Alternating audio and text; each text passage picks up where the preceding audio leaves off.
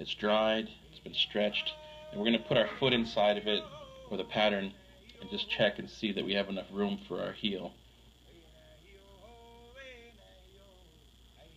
Here we're going to want just about an inch on the heel, and that way when we bring these edges up and make these cuts, you'll see the box end. It looks really nice.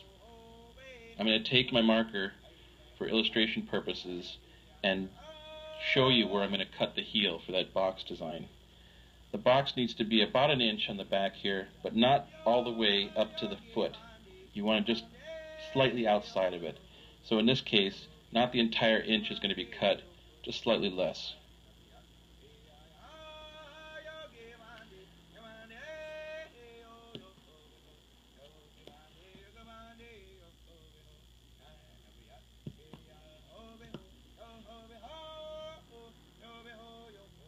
So now we have these cuts, you can see that these edges are going to be brought up, and we're going to stitch them together right at the seam here, and then later we'll take this tab and stitch that up as well. So let's start our stitching from the inside. We're going to do the same stitches we used before, pretty much underneath and out, and then underneath and out on both sides, using that same baseball type stitch.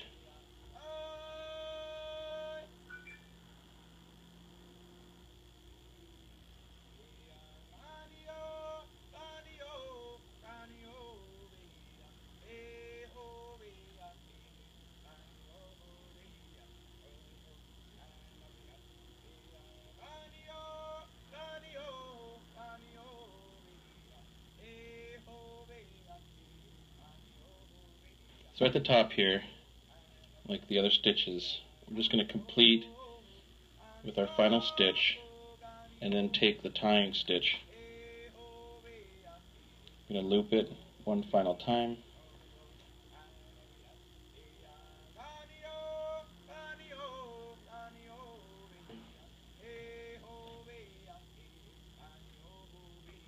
And then bring it back through the hole, pull it tight, cut it, and then burn it. So our stitching is complete up the seam. We need to take this tab and just tack it up against the back.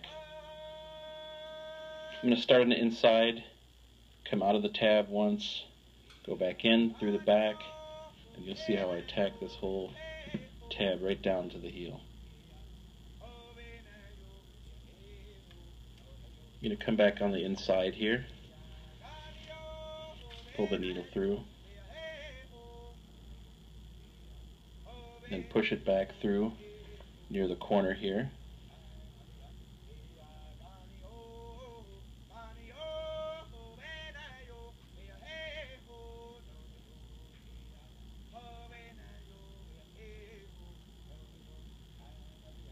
Come back near that hole back into the back.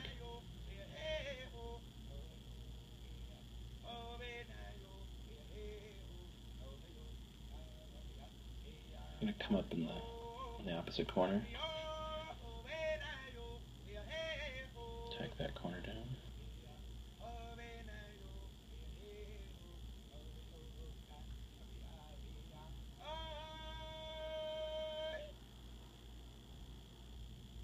And then come up in the bottom.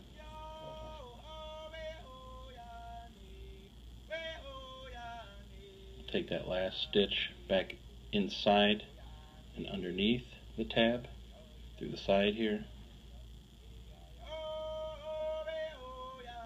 and then we're going to take our tying stitch just slightly through the leather, back out again,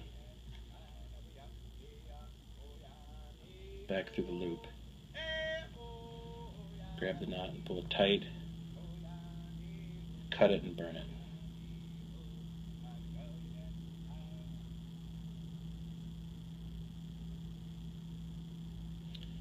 This final step is going to require measurement of the cuff length again. In this case, the cuff is going to have flaps that are going to fold over each other in the front. So we're going to take a measurement as if this was a flap across the front, around the back of the moccasin, and then coming back across and adding about an inch. So this will be our entire cuff length. We're also going to make it about 8 inches tall so that we have a lot of coverage around the ankle.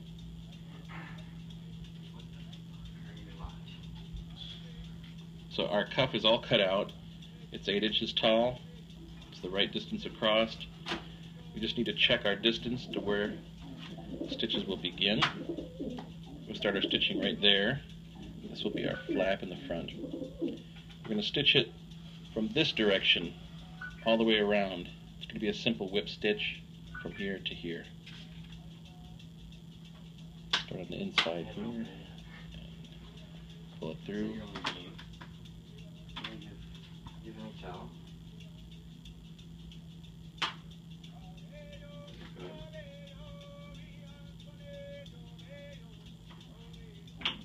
We're approaching the end. I'm going to take my last few stitches. We're just going to terminate just like we've terminated every other stitch.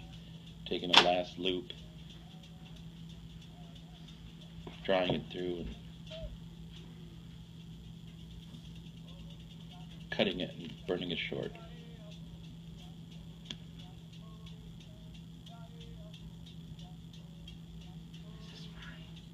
So our cuff is attached.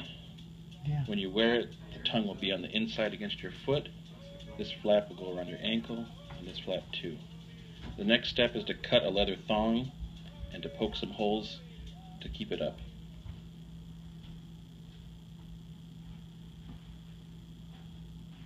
Just take our leather. We're going to cut a thong. You can make it about 1/2 inch, and then we're going to pull it tight, and it'll pull the stretch out of it.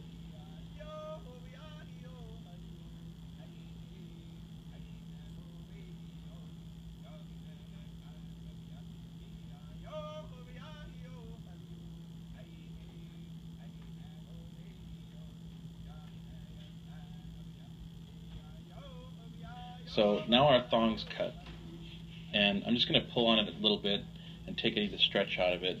You want a nice long strand. 3 feet is a good size. It's going to go many times around your ankle, ensuring a nice snug fit. Okay, so we're ready to attach the thong. I'm going to punch 6 holes. There's going to be 2 in the front, right in the tongue, and then 4 more around the back of the moccasin. I'm going to come in from the front and punch them about equidistant.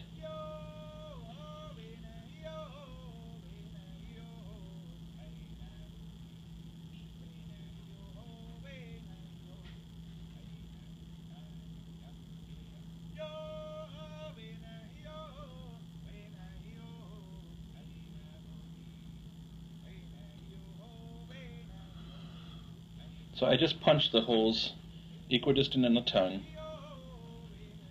Then I punch them about 1/2 inch below the seam, all the way around. There's only 4 back here, and 2 in the front. I just cut the thong into a little point, then I'll twist it up and kind of give myself a little bit of a needle. I'm going to come in through the tongue in the front, then I'm going to come in through the bottom of the inside of the moccasin to the outside. It's helpful to use the awl and you can push it through the hole.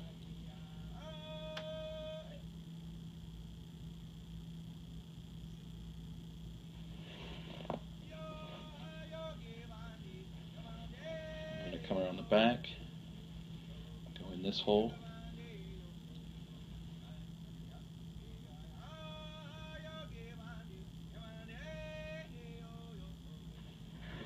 And then out this hole.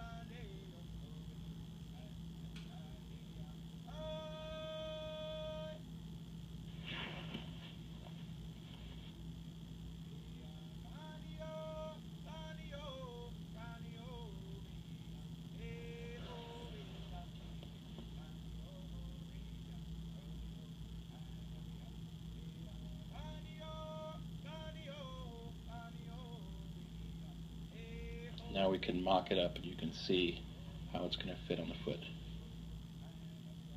So this is our moccasin. I've mocked it up as if a foot was inside. You can see the high ankle with the legging inside of it and the ankle flaps around, wrapped together. It's really nice and insulated. I mentioned before about the cuff, and we can shorten the cuff if you wanted to and lay it down for a summertime moccasin. So here we have our completed moccasins, the high top pucker toe and the center seam. Just keep in mind there's lots of variation in these two styles. So this is just one method of making these two styles of moccasin. Be sure to stick around to the end of the tape. We're going to provide you with information on where to get leather, tools, and materials to make your own moccasins.